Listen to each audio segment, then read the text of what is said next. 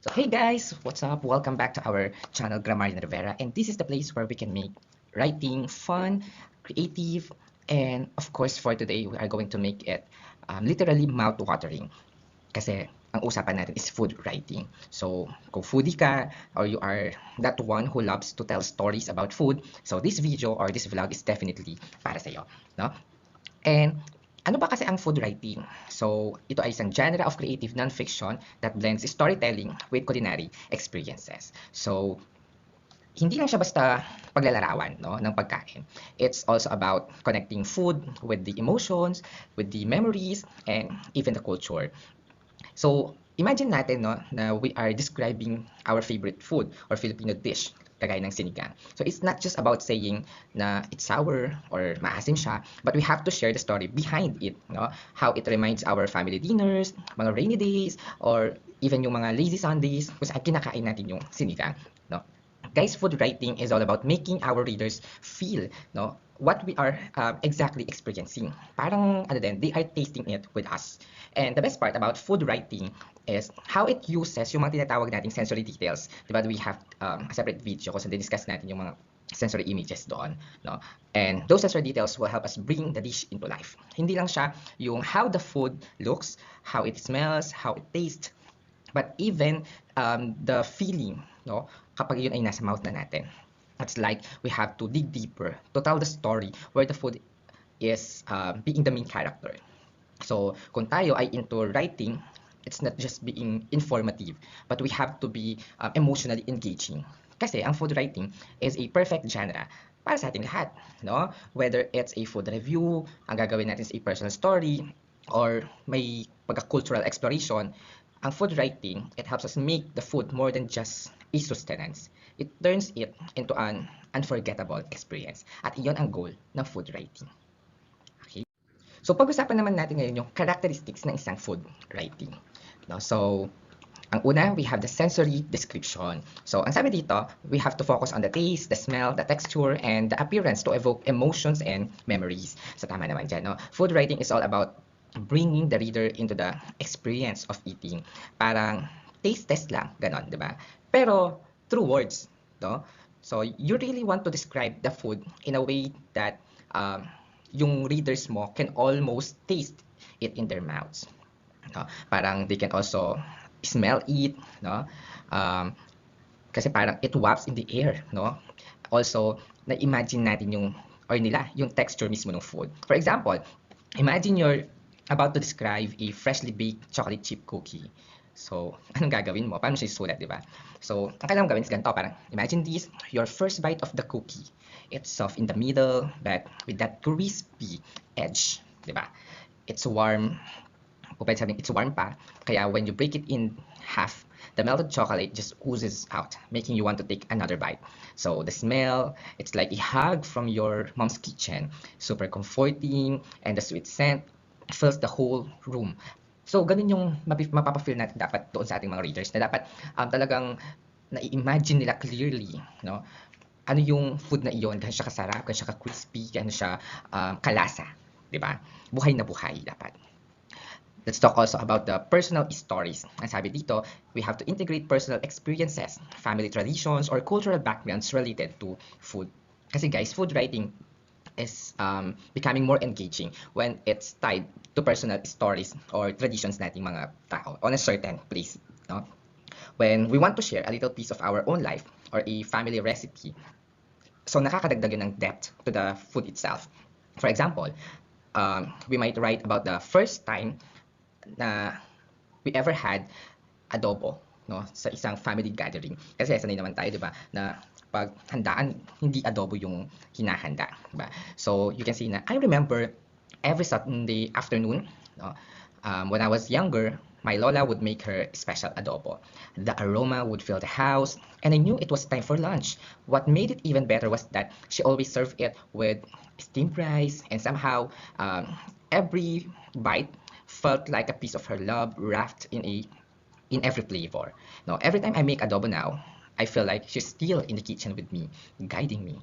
So, 'di ba? Parang na-incorporate natin doon yung ginagawa ng ating lola. Personal experience natin, no? Pero adobo lang 'yon, 'di ba? The third characteristic is dapat meron siyang narrative style. No? Ang sabi dito, ang narrative style deals about how often written in a storytelling format, combining facts with creative narratives. So, tandaan po natin na food writing lagi-lagi no, has its narrative element, yung pagkukwento. Kasi writing siya di ba? So, parang storytelling, ayan, where we are going to take the reader on a journey through our experiences regarding sa food na iyon. It's like we are creating a whole scene from the first encounter hanggang doon sa last bite natin ng food na iyon. Example, ganito. The first time I had ramen in Japan, I didn't expect much. Akala ko it was just noodles in soup.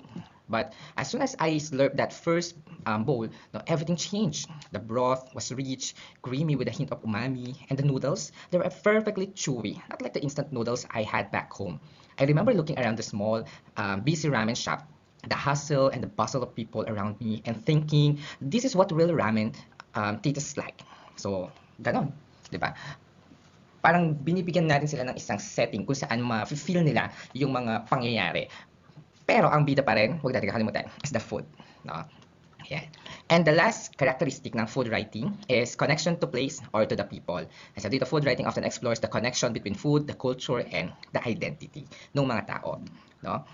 And sabi dito, one of the coolest parts of food writing is how it connects food doon sa lugar, no? Or doon sa culture ng mga taong kumakain nun, no? So, we are not just about writing what's on the plate, but also what it means to the people or the place, no? For example, we are about to write sa mga street foods na lang, no? So, pwede na sabihin na nothing says Filipino like walking down on a busy street and then seeing those colorful street carts selling fish balls, kikiam, and Betamax. No? So, I remember hanging out with friends after school and then getting out our favorite fish balls deep in sweet or spicy sauce, then laughing over our stories. So each bite wasn't just about the food, it was about that moment, that place, that feeling of being young and being carefree. Kasi nagbabalik tanaw tayo, di ba, na parang, okay, yung significance pala ng mga street foods na yon is yung childhood memories natin. So it's more than just a snack. It's a piece of our culture, tradition, na kaming magkakaibigan, di ba? It connects us all. Pag sinabi street food, kaming magbabarkada yan. Parang ganun siya, no? Ayan. So now let's have the types of food writing. So ang una dyan is the food memoirs. At sabi dito, they are the personal accounts of food experiences and their significance. So ang mga food memoirs po ay, they are like to peek into someone's personal food journey. So we are telling a story kung saan ulit yung food ay ang bida, hindi po tayo, no? And how it shaped our life, no? Parang ano lang, nagjo-journal lang tayo, pero through food nga lang. For example, a food memoir could be parang ganito siya. Growing up, I wasn't the biggest fan of vegetables, but everything changed when my mom cooked her famous ginataang sitaw for the first time. I remember how she'd always say, don't judge it until you try it. And I'll admit, I was skeptical, but when I finally took the first bite, it was like my world shifted. No? The creamy coconut milk, the sweetness of the sitaw, suddenly, veggies weren't so bad after all.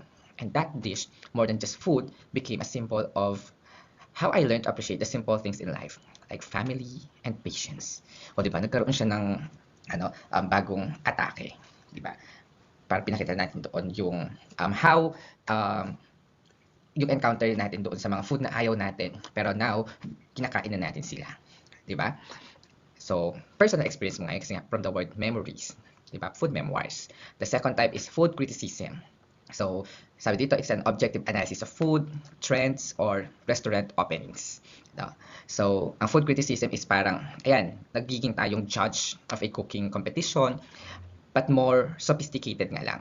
So, we are analyzing the food, whether yung taste ba niya, yung presentation niya, or yung service in a restaurant is good or nice, di ba?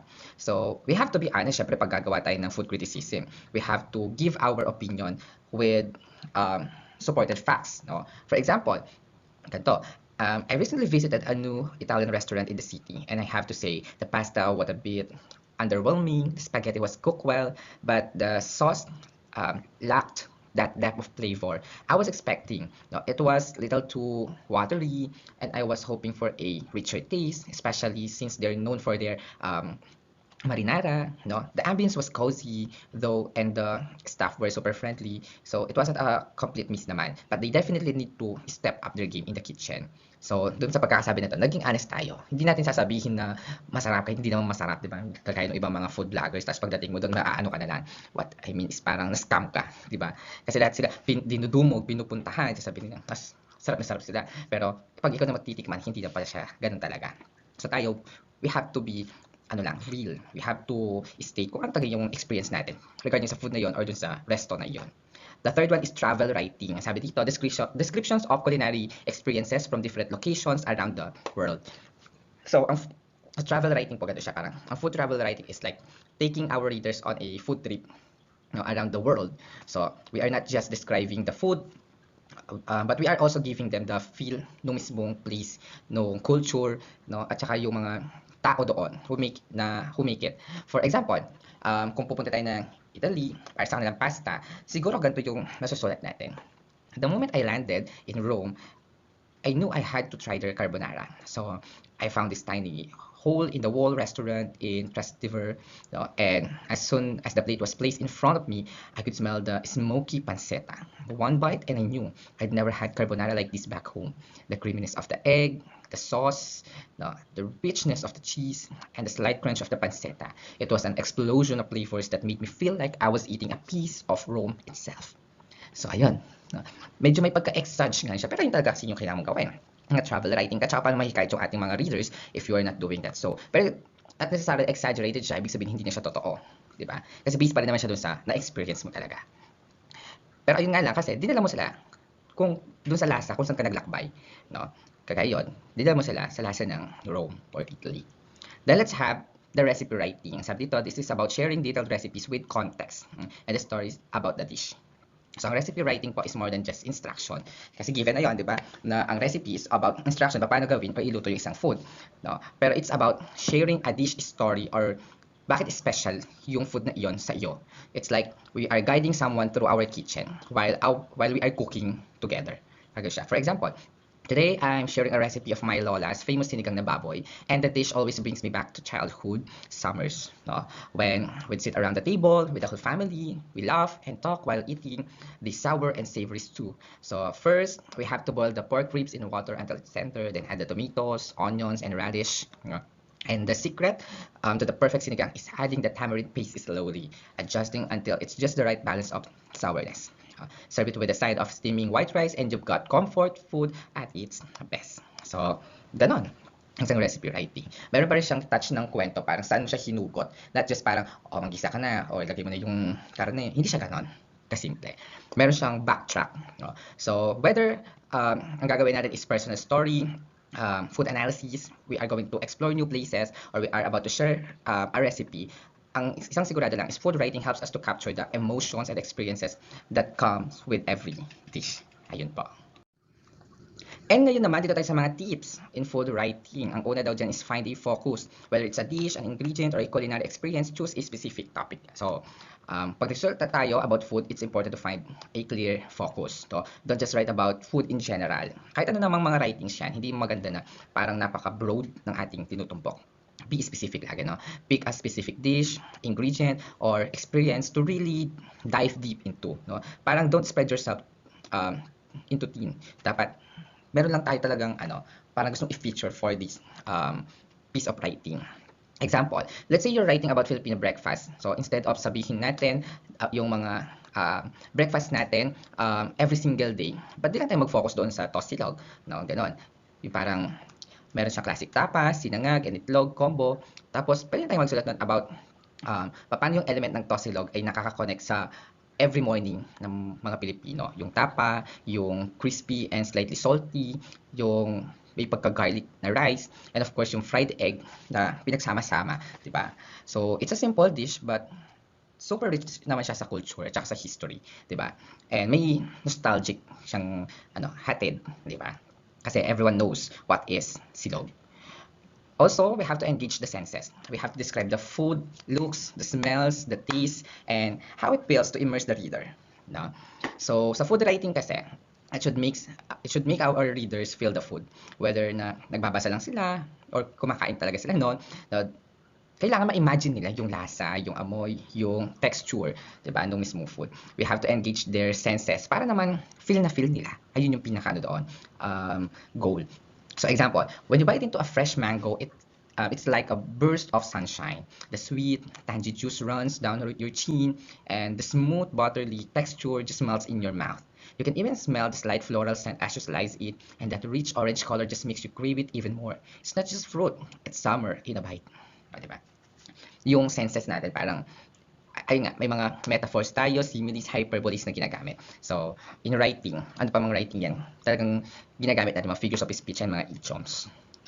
Para mabigyan pa ng buhay lalo yung sinusulat natin and mas maging siyang vivid sa mind ng mga readers natin. We also have to tell the story. We have to share the context or personal experiences, so how it made you feel or why it's significant.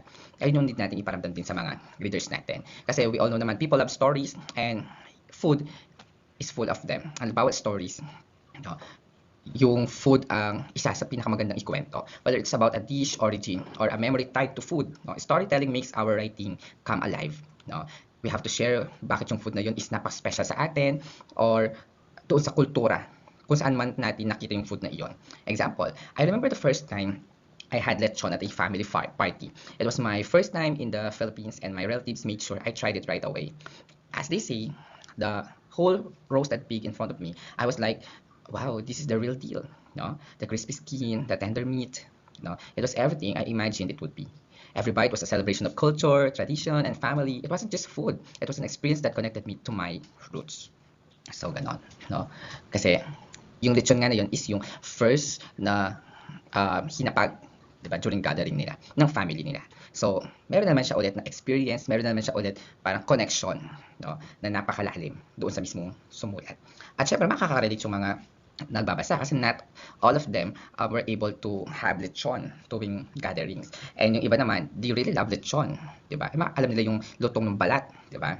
And the last one is, we have to research. We have kasi to ensure the accuracy, regarding doon sa cuisine from different cultures. So dito, if we are writing about food from different cultures or regions, we have to make sure to do our research. Hindi tayo pwedeng manghula. We have to be accurate, especially doon sa mga ingredients, cooking methods nila, o din sa food history nila. Kasi minsan, mali yung naririnig natin, so it's important to fact check. Example, before writing about sushi, I made sure to learn the difference between nigiri and sashimi, and maki rolls. They may all seem like raw fish to some, pero bawat isa may unique preparation and presentation style. Ayan, so yung nigiri is a piece of fish on top of rice. Yung sashimi naman is just thinly sliced fish, and yung maki is sushi rolled in seaweed naman. So pag naintindihan natin yung mga yon, makikita natin yung mga distinctions nila.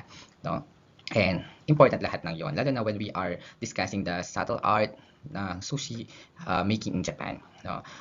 Kasi yung bawat details doon is kailangan carefully considered sila. So, ano man yung sinusulat natin na food writing, so tandaan natin na napakahalaga ng focus. I have to focus on one thing lang. I have to engage the senses of our readers. We have to tell them the story. And we have to always back up our information with solid research. In that way, our readers won't just read, but they will truly experience the food with us. So, ayun po. And alright guys, that is all for today's vlog. So, I hope you enjoyed our food journey and got some yummy inspiration from this video. If you tried any of the dishes or if you have your own food stories to share, so just feel free to drop them in the comments below. So I love to read yung mga i-comment ninyo. Don't forget to hit that like button kung na-enjoy nyo yung video, and please subscribe na rin if you haven't yet. So your support means the world.